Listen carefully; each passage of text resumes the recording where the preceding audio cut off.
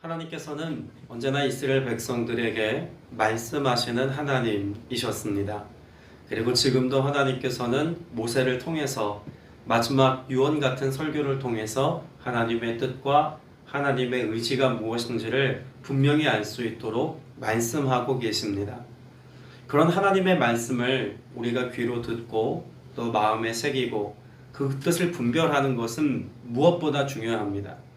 그러나 하나님의 말씀을 우리가 잘 이해하고 분별하게 되었다고 할지라도 그 말씀이 내 삶이 되지 않으면, 그런 깨달은 하나님의 말씀대로의 삶을 우리가 지켜 행하는 삶을 실천력 있게 살아내지 못하면 그 말씀은 그저 내 마음 가운데 지식의 차원으로 끝나고 말 것입니다. 하나님께서 우리에게 말씀하시는 것은 무엇을 위한 목적을 갖고 있습니까? 하나님께서는 그 말씀을 통해서 우리에게 하나님의 생명이 공급되기를 원하십니다. 하나님은 이 땅의 모든 천지 만물을 무엇으로 창조하셨죠? 하나님의 말씀으로 창조하셨습니다. 하나님의 말씀은 생명력이 있습니다. 그 말씀이 우리에게 선포될 때 그 말씀을 통해서 내가 삽니다. 하나님께서 공동체를 회복시키시고 하나님께서 이스라엘 민족으로 하여금 생명력 있는 나라가 되게 하신 것도 하나님의 말씀을 통해서 가능했던 일임을 우리는 모세오경의 전 역사를 통해서 보고 배우고 알 수 있었습니다. 그만큼 하나님의 말씀은 단지 우리로 하여금 깨닫게 하고 또 우리의 삶에 교훈을 주는 정도가 아니라 생명에 이르게 하는 가장 쉬운 방법이고 또 하나님께서 정해 놓으신 가장 합리적인 방법, 어쩌면 온전한 이유라고도 말할 수 있을 것입니다. 그런 점에서 하나님의 말씀을 우리가 품고 살아간다는 것은 생명을 얻되 풍성이 얻는 삶의 해법이고, 또 그 말씀을 우리의 삶에 지켜 준행한다는 것은 그 하나님의 생명을 누리는 삶을 살아가는 것이다 라고도 설명할 수 있다는 것이죠. 오늘 우리가 읽은 신명기 4장 1절 말씀은 그래서 이런 말씀으로 출발합니다. 이스라엘아, 이제 내가 너에게 가르치는 규례와 법도를 듣고 준행하라. 여러분, 우리말 성경에서는 이스라엘아 라고 하는 그 명사가 먼저 앞서 있지만 히브리어 성경을 보면 이제라는 말이 더 앞서 있습니다. 이제라고 하는 말은요, 그들의 역사 속에서 하나님이 행하신 하나님의 역사, 이것이 더 선명하게 드러나도록 이제부터 그들의 인생을 반전시켜야 한다는 것을 말씀해 주는 내용이기도 합니다. 어떤 맥락에서 보면 1장부터 3장까지 하나님께서 이스라엘 백성들의 행하신 하나님의 역사에 관한 서술을 듣게 하셨습니다. 그리고 어느 때에 하나님이 그 놀라운 일들을 그들의 삶에 경험하게 하셨는지를 상기시켜 주시죠. 그러니 하나님께서 4장의 말씀에, 특별히 모세가 한 총 3편의 설교 가운데 그 첫 번째 설교를 마치는 즈음에서 그들의 삶에 하나님의 말씀을 적용해 주는 4장 말씀에서 이제라고 말씀하고 있는 이유는요, 이제부터는 하나님이 역사를 통해 증명해 놓으신 바로 그 하나님의 은혜를 따라 오늘을 살아야 한다고 우리에게 가르쳐주고 또 강조하고 있는 말씀이기도 합니다. 성경은 그래서 이제는 이라고 하는 것을 통해서 우리의 삶을 반전시키시는 하나님의 은혜가 있다는 것을 가르쳐주죠. 신명기 31장에서도 그러므로 이제 너희는 이 노래를 써서 이스라엘 자손에게 가르치라고 말씀합니다. 하나님께서 이제부터 행하실 그 하나님의 새로운 역사, 이것을 자손들로 하여금 알게 하고 또 그것을 은혜로 누리며 살도록 가르치라고 말씀하고 있는 것이죠. 신명기 32장 39절에도 말씀합니다. 이제는 나 곧 내가 그인 줄 알라, 나 외에는 신이 없도다라고 말씀합니다. 너희가 이제부터 가나안 땅에 들어가는 그 은혜의 나라를 경험하기까지 그 어떤 것보다도 나 외에는 신이 없다는 사실, 나만이 오직 너희의 하나님 된다는 사실을 이제부터라도 마음에, 삶에 각인하고 살아서 이것으로 너희의 삶에 생명의 동력이 되게 하라는 말씀으로 교훈하고 있는 것입니다. 오늘도 주님께서는 우리에게 새로움의 역사로 도전하고 계시고 또 견인하시고 경영해 가고 계십니다. 일부 새벽 예배를 마치고 축도를 하다가 제가 축도를 시작할 때 항상 이제는이라고 하는 말로 시작한다는 것이 새삼 깨달아졌습니다. 매일 축도합니다. 새벽마다 나와서 예배하는 여러분을 향해서 매일 축도하지 않습니까? 이제는이라고 말합니다. 여기 말하는 이제는이라고 하는 것을 오늘 또 축복하고 축도하는 이유가 무엇 때문이겠습니까? 어제와 남다른 오늘의 은혜가 여러분의 삶에 하나님의 역사로 경험되게 하시기 위한 그 하나님의 형통케 하시고 복되게 하시는 새로움의 역사가 오늘 또 새롭게 우리에게 주어져야 하기 때문 아니겠습니까?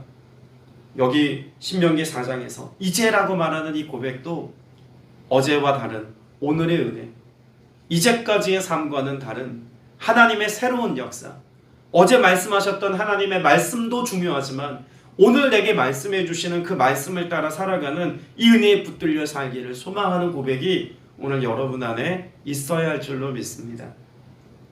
그래서 오늘 이제라고 말하는 이 말씀을 유심히 들여다보면 또 다른 중요한 의미가 1절 말씀 가운데 발견됩니다.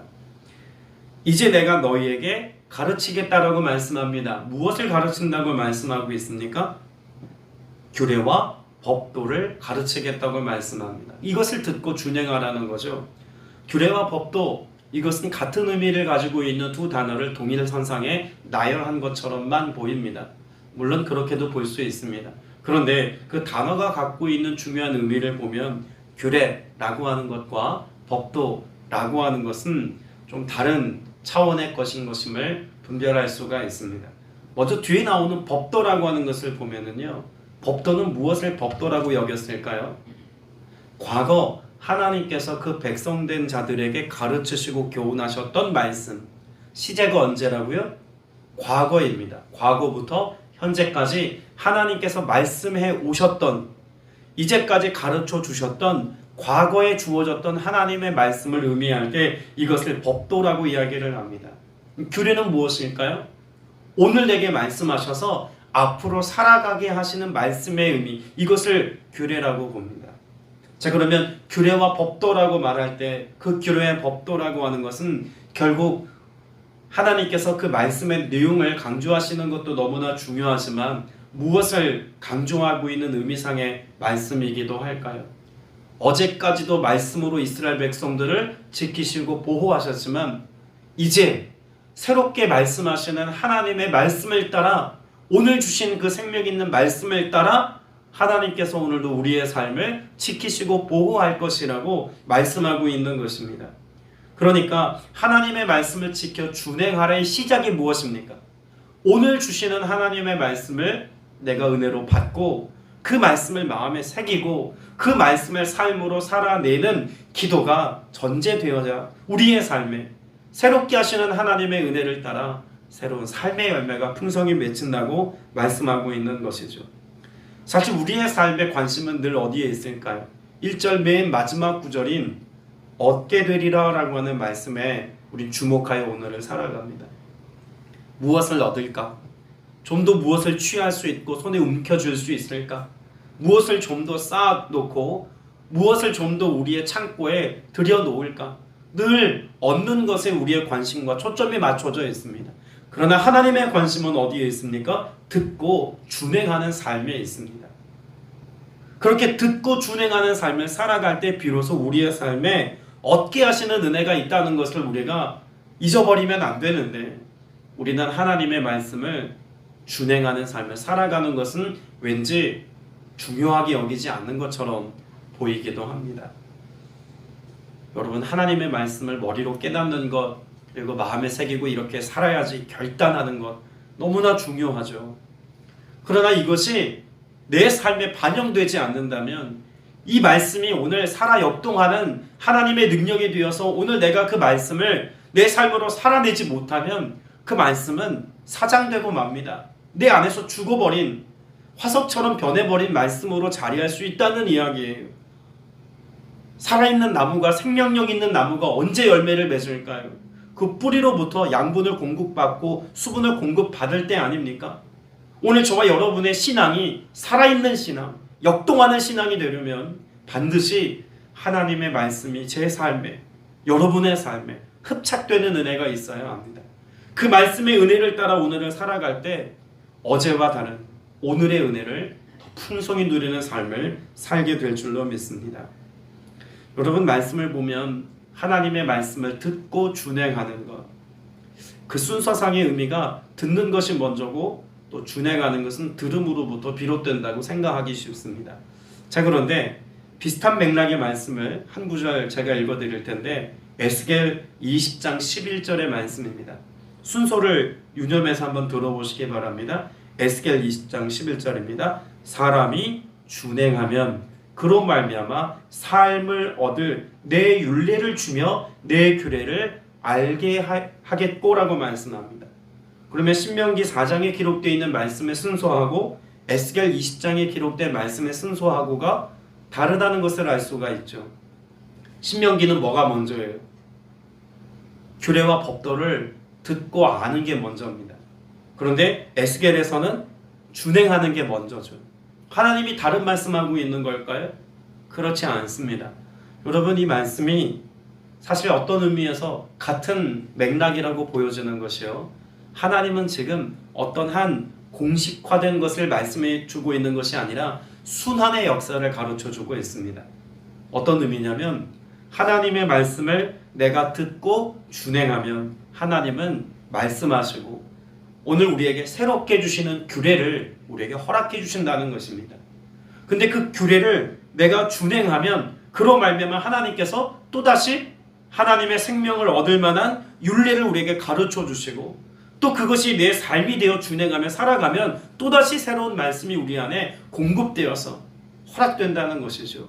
여러분, 새롭게 하신다는 그 의미 안에는요, 하나님의 새로운 말씀이 늘 우리 안에 수혈되어지고 공급됨을 의미하는 것이기도 합니다. 여러분, 생명력 얻는 삶은 무엇으로 가능해질까요? 오늘 우리에게 똑같은 말씀처럼 보이지만 그 말씀을 새롭게 깨닫게 하시고 전혀 다른 상황과 형편 속에 살아가는 오늘의 내 삶 가운데 그 말씀의 의미가 분별되게 하시고 깨달아지면 여러분, 이 말씀은 우리에게 생명이 되고 소망이 됩니다.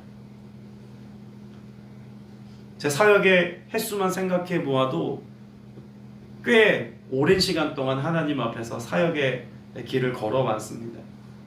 25년, 내년 되면 26년째 사역을 감당하고 있는데 얼마나 많은 설교를 했겠습니까? 성경 한 권을 가지고 무수히 많은 설교를 해왔음에도 불구하고 그 본문의 말씀을 볼 때마다 새롭습니다. 무엇이 다르기 때문일까요? 제 성품이 다르고 제 삶의 수준이 다르고 제 신앙의 가치가 달라지고 제 사역의 모습이 다르고 환경이 다를 때마다 하나님의 말씀이 다르게 우리의 삶 가운데 주어지는 은혜들이 있기에 여러분의 삶과 삶의 다양함 속에 하나님의 풍성한 은혜가 새롭게 주어지기에 오늘의 삶을 이기며 견디며 살아가는 것 아니겠습니까? 똑같은 말씀 같지만 그 말씀이 우리 안에 새로운 역사로 다가올 때 하나님이 우리의 삶에 그 풍성한 은혜를 맛보게 하시겠다는 것입니다. 여러분, 이 순환의 역사를 통해서 하나님이 우리에게 가르쳐 주시는 중요한 교훈을 사실 번역하는 과정에서 우리가 놓치기 쉽습니다. 앞서 제가 에스겔 20장 11절 말씀을 읽어드렸죠. 사람이 준행하면 그로 말미암아 삶을 얻을 내 율례를 주며 내 규례를 알게 하였고라고 말씀합니다. 제가 현대인의 성경으로 읽어드릴 텐데 무엇을 강조하고 있는지 들어보시기를 바랍니다. 순종하면 누구나 살 수 있는 법과 규정을 그들에게 주었다. 그러면 하나님께서 지금 이 제가 두 번째 읽어드린 현대인의 성경으로 보자면 하나님이 요구하시는 것이 좀 더 선명하게 보이지 않습니까? 하나님은 우리에게 무엇을 요청하고 계신 걸까요? 순종하는 삶입니다. 하나님께 대하여 우리의 삶이 순종해야 한다는 거예요. 자, 그러면 앞에서 제가 설명드렸던 이제라고 하는 것과 결부해서 보자면 남다른 삶의 역사를 살아가야 한다고 말씀하시죠. 그 남다른 삶의 역사가 어떤 삶이라는 겁니까? 순종하는 삶이라는 것입니다. 과거 1세대들의 삶을 한번 돌이켜 회상해 보자면 지금 가나안 땅 정복 사업을 이루어갈 다음 세대들보다 앞선 세대였던 부모 세대, 그 1세대들은 무엇 탐으로 인하여 그들 가나안 땅에 들어가지 못했을까요? 불순종입니다. 순종하지 못했습니다. 그보다 더 원 역사인 창세기 역사를 보아도 그렇습니다. 에덴을 잃어버리고 에덴을 상실한 이유가 무엇 때문이었습니까? 불순종의 역사였기 때문입니다. 그럼 새로운 역사를 쓰기를 원하시는 하나님께서 이 다음 세대들, 이 믿음의 삶을 선택하여서 하나님과 연합하여 하나님의 뜻에 순종한 이 다음 세대들에게 하나님께서 지금 강력히 요청하고 계신 것이 있다면 무엇일까요? 순종하면입니다. 순종의 역사를 써야 한다고 말씀하는 것이죠. 단지 문자적으로 하나님이 말씀하신 1번부터 100번까지 조항이 있다면 하나도 빼놓지 말고 그 조항들을 낱낱이 지켜라가 아니라 무엇하라는 겁니까? 하나님이 날마다 우리에게 새롭게 깨닫게 하시는 바로 그 새로운 하나님의 말씀에 대하여 믿음으로 반응하고 순종해야 생명 얻는 삶을 살게 될 것이라고 말씀하죠. 신명기는요, 그렇게 하나님의 말씀에 순종하고 그 뜻을 준행하는 삶을 살기까지 반드시 이와 같은 삶이 전제되어야 할 것도 가르쳐 주십니다. 신명기 11장 말씀을 보겠습니다. 신명기 11장 1절입니다. 어떻게 우리가 하나님의 법도와 규례와 명령을 항상 지키며 살 수 있을까? 이것을 이렇게 말씀하죠. 11장 1절입니다. 시작. 그런즉 내 하나님 여호와를 사랑하여 그가 주신 책무와 법도와 규례와 명령을 항상 지키라. 하나님께서 지키라의 말씀을 하고 계시지만 신명기를 통해서 우리에게 가르쳐 주시는 하나님의 말씀은 단지 지키라만이 아닙니다. 그럼 지키기 위해서 무엇하라고 말씀합니까? 사랑하라의 삶을 더 우선하여 가르치고 계심을 볼 수가 있죠. 하나님 여호와를 사랑하여 지키는 것입니다. 그러면 이 말씀대로라면 우리가 하나님의 말씀을 지켜 준행하는 삶을 살지 못하는 가장 결정적인 이유가 있다면 무엇 때문일까요? 하나님을 경외하며 사랑하지 않기 때문이라는 것입니다. 사랑하면 지킨다는 거예요. 그러면 오늘 우리가 하나님 앞에 간구할 때 하나님 이걸 지킬 수 있는 지혜를 주시고 이걸 지킬 수 있는 힘을 주시고 이걸 지킬 수 있는 능력을 주옵소서. 여러분, 이것의 가장 간단한 해답이 무엇일까요? 하나님, 내게 하나님 사랑하는 마음을 부어주옵소서. 이것이 하나님의 말씀을 지키는 삶의 가장 중요한 원칙이자 원리입니다. 그래서 신약의 때에 예수 그리스도께서 이 땅에 오셔서 성령을 허락하심도 이런 이유 때문입니다. 구약의 실패한 역사, 하나님의 말씀과 하나님의 규례와 법도를 잘 지켜 행하지 못했던 이스라엘 백성들, 끊임없이 자신들의 생각을 가지고 하나님의 말씀을 더욱더 덕지덕지 붙이기만 했던 그들, 지켜 준행하지 못했던 그들, 이들을 향해서 무엇을 선물로 주었습니까? 성령을 선물로 주었습니다. 왜 주었을까요? 제가 자주 인용하는 말씀이죠. 로마서 5장 5절의 말씀. 하나님의 사랑이 우리 마음에 부어지도록 하시기 위해서 성령을 주셨다고 분명히 말씀합니다. 그러면 오늘 신명기 4장의 말씀과 연관지어 보자면 왜 예수님께서는 성령을 우리의 마음 가운데 가득히 부어주셔서 하나님을 경외하고 사랑하는 마음을 갖도록 하셨을까요? 하나님의 말씀을 지켜 준행하도록 하시기 위해서 이 하나님의 사랑의 성품을 우리에게 허락하셨다고 볼 수 있는 것입니다. 신명기 26장에서도 마찬가지로 설명합니다. 신명기 26장 18절에 보면 여호와께서도 내게 말씀하신 대로 오늘 너를 그의 보배로운 백성이 되게 하시고 그의 모든 명령을 지키라 확언하셨느니라고 말씀합니다. 그러니까 하나님의 말씀을 지키라고 말씀하시기 전에 더 먼저 말씀하신 내용이 무엇이라고요? 그의 보배로운 백성이 되는 것입니다. 그러니까 하나님의 명령을 지키라고 명령을 주시기 전에 하나님은 무엇을 더 중요하게 보여주신 것입니까? 관계죠. 하나님의 백성이 되는 관계입니다. 사랑의 관계 안으로 초대하시고 그 사랑의 은혜가 하나님으로부터 부어진 바 될 때 비로소 하나님의 말씀을 지켜 준행하는 삶을 살 수 있다고 말씀하고 계시는 거예요. 이해가 되십니까? 단지 우리에게 부담스러운 하나님의 여러 명령과 가치와 규례들을 나열하시고 하나님의 체크리스트를 가지고 하나씩 하나씩 이것을 지켜 준행하는지를 눈여겨보고 점검하겠다는 뜻이 아닙니다. 애초에 신명기 말씀도 하나님께서 우리의 마음 가운데 사랑의 마음을 가지고 이것을 준행하면 하나님의 풍성한 생명 안에 거하게 하시겠다는 약속을 이루기 위한 목적이죠. 그리고 이 목적을 이루기까지 하나님은 자격 없는 우리를 하나님의 백성 삼아주시고 그 하나님의 통치와 하나님의 다스림 안에서 하나님의 사랑과 그 긍휼과 자비하심과 그 은혜를 풍성히 받아 누리게 하셔서 그 사랑의 마음을 가지고 하나님의 말씀에 순종하고 반응하는 삶을 살 수 있도록 초대하셨다는 것입니다. 여러분, 그래서 오늘 우리가 읽은 말씀에 보면 4절 말씀에 뭐라고 말씀하나요?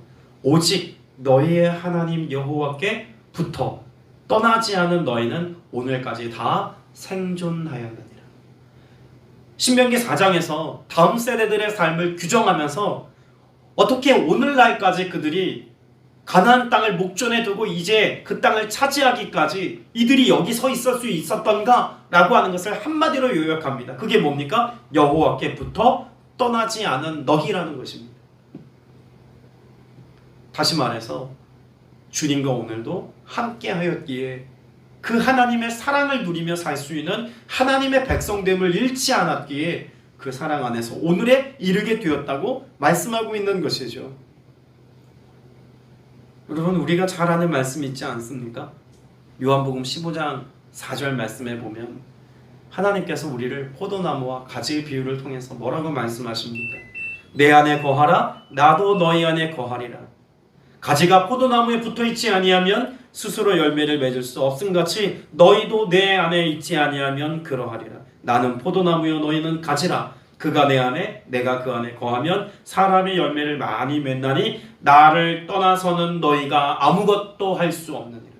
나를 떠나서는 너희가 아무것도 할 수 없느니라 라고 하는 이 말씀과 너희 하나님 여호와께 붙어 떠나지 않은 너희가 오늘 여기 생존하였느니라 라고 하는 말씀과 같은 맥락의 말씀이라는 겁니다.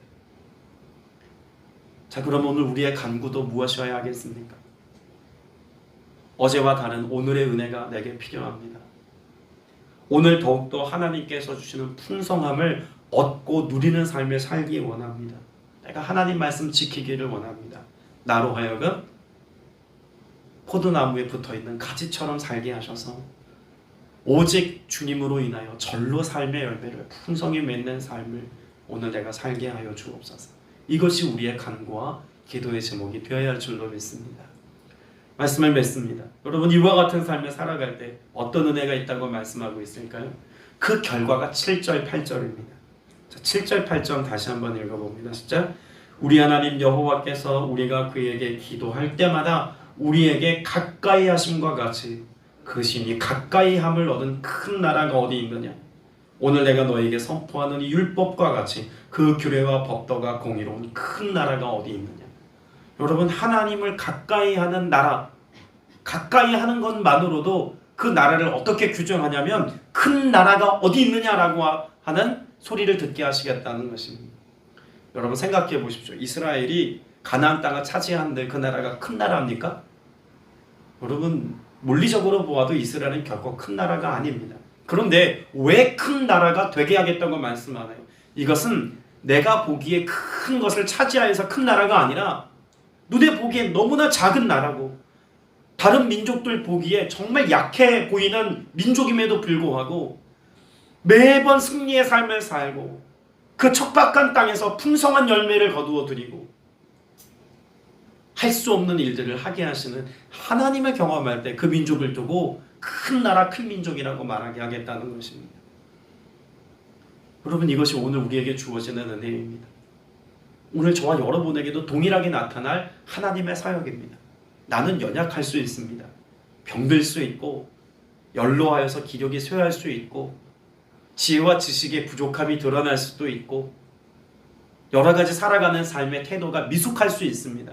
남들 보기에 그렇게 크다, 높임받을 만한 그 어떤 것도 내게 주어지지 않았을 수 있습니다. 그런데 무엇하면 내가 주님 안에, 주님이 내 안에 그렇게 하나님과 연합하여 하나님 가까이에서의 삶을, 그 하나님과 친밀함의 삶을 살아가는 삶을 내가 오늘 살아간다면 하나님께서 세상으로부터, 사람들로부터 큰 나라라고 높임받는 것처럼 드러나게 하시겠다는 거예요. 무엇 때문에요?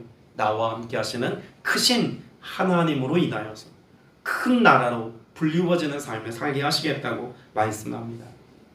오늘 저와 여러분의 삶이 한 해를 잘 정리하고 점검해 볼 때 나는 과연 오늘 하나님과 오늘도 함께하는 삶을 살았는가, 하나님 가까이의 삶을 살았는가 점검해 보시기를 바랍니다.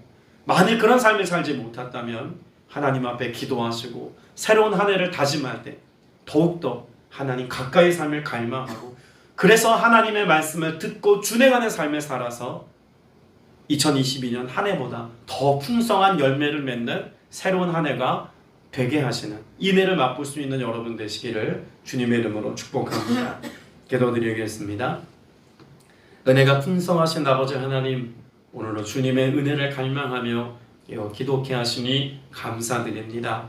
오늘 또 말씀을 마음에 품습니다.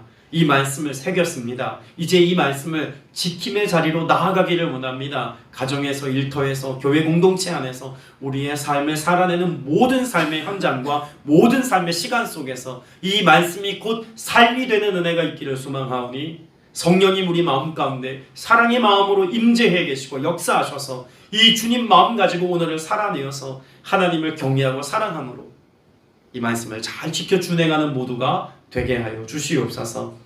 성령께서 이 놀라운 권능의 역사를 내 안에 일으키실 뿐만 아니라 나를 통하여 우리의 자녀와 자손들과 우리의 교회와 교우들이 그렇게 주 안에서의 삶으로 변화되어지기까지 주님이 권능으로 역사하시기를 원하오니, 주님 우리 모두를 사용하여 주옵소서. 교회 안에서 뿐만 아니라 세상의 변화를 이끌어갈 수 있는 믿음의 성도들이 되기를 원합니다. 많은 이들이 우리 믿음의 사람들을 보며 교회를 보며 큰 나라라고 이야기해 줄 수 있으며 인정할 만한 아름답고 건강한 사역들을 이루어가기를 간절히 소망하오니, 성령님 우리를 그렇게 사용하여 주옵소서. 권능으로 역사하여 주옵소서. 예수 그리스도 이름으로 간절히 기도드렸사옵나이다. 아멘.